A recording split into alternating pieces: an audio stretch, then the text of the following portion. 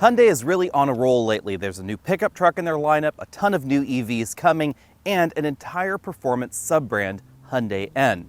For 2022, we're not going to get just one, not two, but three different N models. The Veloster N that you've known and loved for a while, this new Elantra N that's right next to me, and of course the all-new Kona N as well.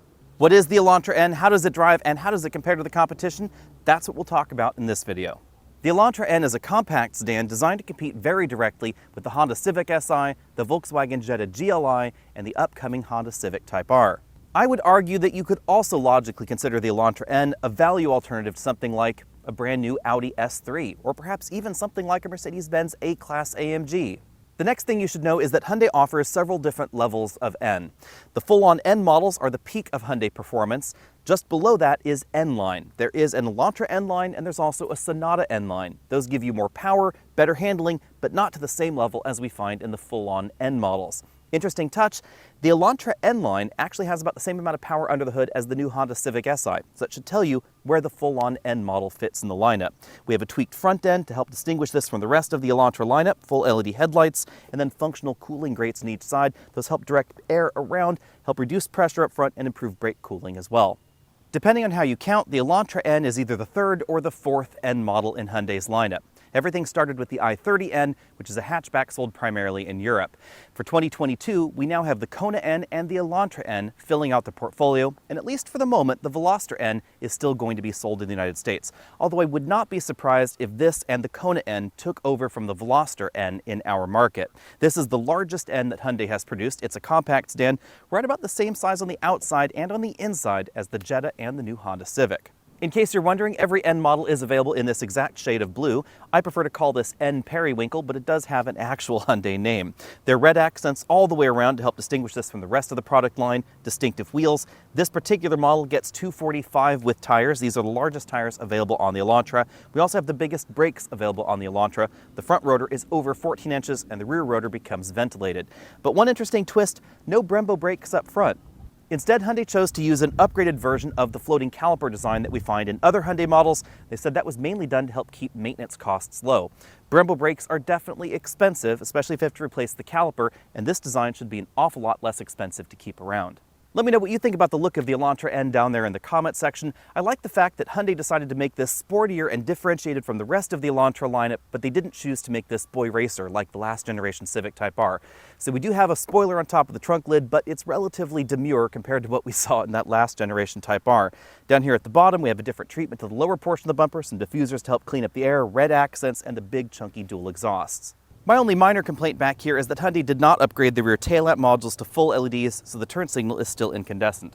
This might be my immature side talking, but I think if I were to buy an Elantra N, I would move this N to right there in the middle.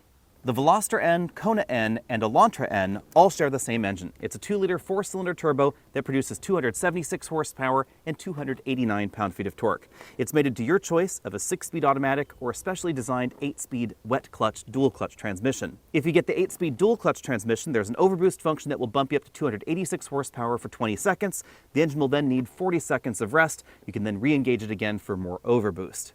The 8-speed dual-clutch transmission that we find in full-on N models in the Hyundai lineup is not exactly the same 8-speed DCT that we find in some of their other vehicles, most notably some of their newer crossovers. This 8-speed dual-clutch transmission has different gear ratios, they're much more aggressive to give you the best acceleration possible, and they're also tuned for harsher, quicker shifts, because that's what this kind of customer is interested in.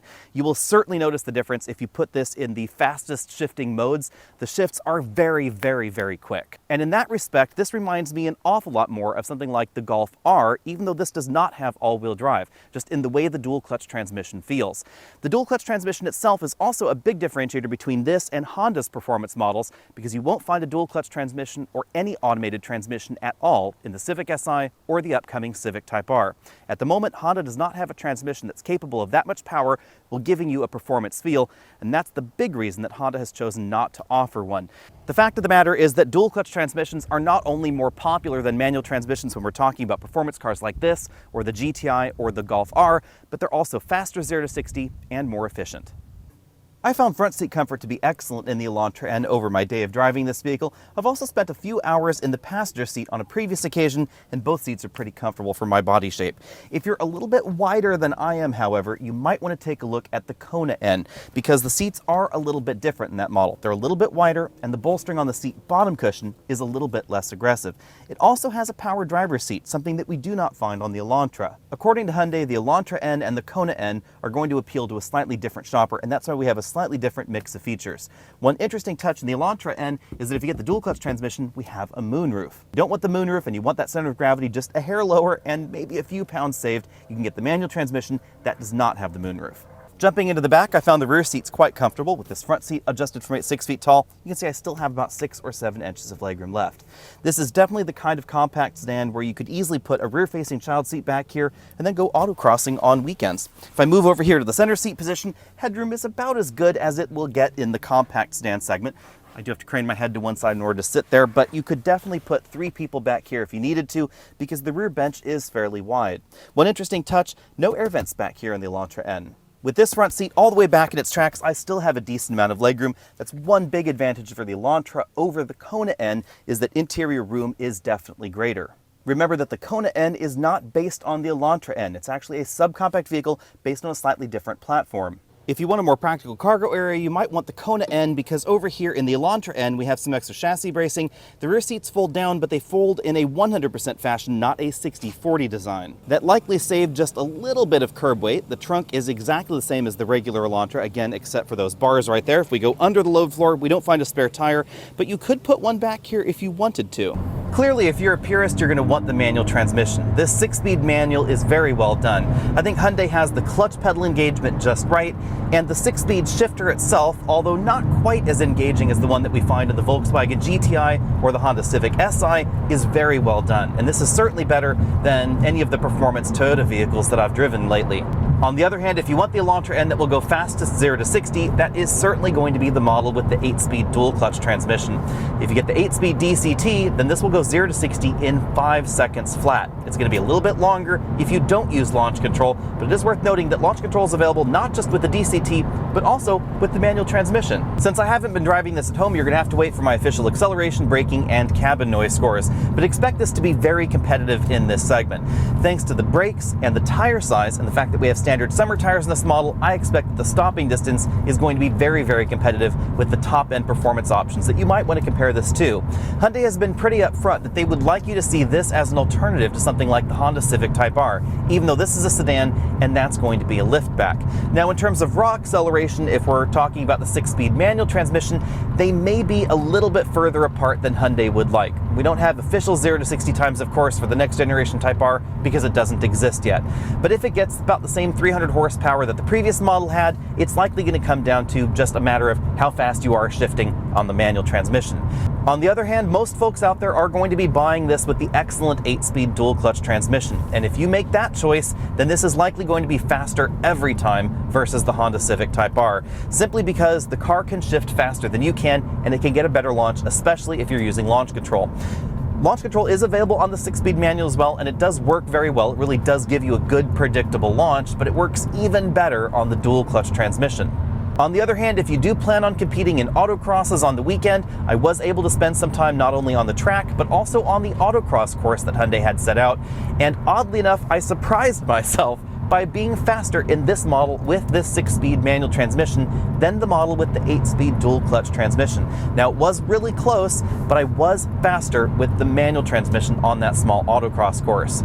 Hyundai has done a really good job engineering the suspension in the Elantra N. The rear suspension especially does not become upset over broken pavement, and this suspension is never harsh. It doesn't offer the adjustability that we find in the Volkswagen Golf R. The adjustability we find in that model really is pretty extreme.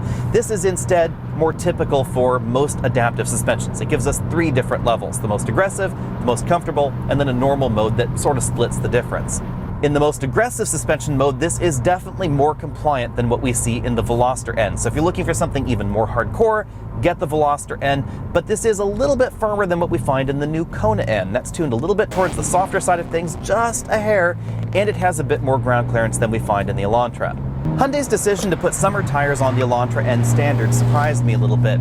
The summer tires definitely make a difference when it comes to track handling, on-road handling, or autocross handling, because not all of the competition comes standard with grippy summer tires like we find on here. Hyundai has also done a really good job balancing the priorities of the vehicle. The exhaust note is definitely excellent. It's very boy racer with the pops and the rev matching here if you enable that option. In this vehicle, we also have the option to turn off active sound design, which is what Hyundai calls their digital augmented engine noise. If you're not a fan of fake engine noise in this vehicle, you can choose whether you want it or not. Getting the balance of a performance daily driver just right is tricky, and I think Hyundai has done a really good job here. This is the kind of vehicle that you can live with on your daily commute, even if you're driving down really roughly paved roads. It's pretty practical as far as cargo room in the back and passenger room in the rear as well. Fuel economy is pretty decent, especially if you get the 8-speed dual clutch transmission. There's plenty of room in the back for child seats. And then if you want to take this out to a track on a rare occasion, this is going to be excellent for that. And if you want to take this out on an autocross course every weekend, this is absolutely designed for that kind of activity. And maintenance costs and repair costs are going to be a lot less expensive in this. If you need to replace your brakes every month or two, tires every month or two because you're really doing a lot of autocrossing, it's going to be an awful lot cheaper to do that in this than in something like a high-performance Dodge Charger.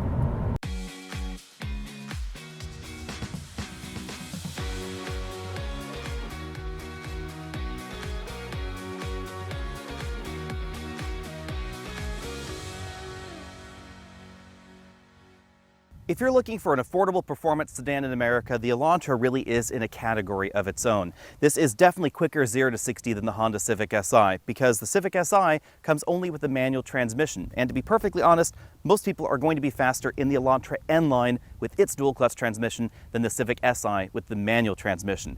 Now, if you get this with the manual and the Civic Si with the manual, then it really just depends on how willing you are to roast your clutch and how good you are at shifting the manual transmission.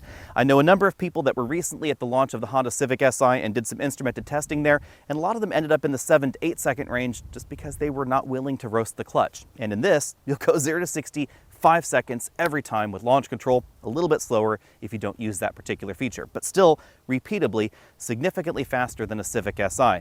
And that's why the price range of the Elantra N is likely going to be higher than the Si, somewhere between the Si and the last generation Civic Type R. I expect this is going to be somewhere around $31,000 to $33,000 starting. The only option available for you to choose is whether you want the 6-speed manual transmission or the 8-speed dual clutch transmission. Most folks out there are going to get the 8-speed DCT, and if I were shopping for an Elantra N, honestly, that is the transmission that I would buy. Is the dual clutch transmission as much fun as the manual transmission? Absolutely not, but it's more rational. It gives you better fuel economy, it gives you better performance, and it's more daily driver livable. And with the price tag that's likely to start just over $30,000, the Elantra N is also going to be a really good deal. This is going to be less expensive than the top-end trims of Volkswagen GTI.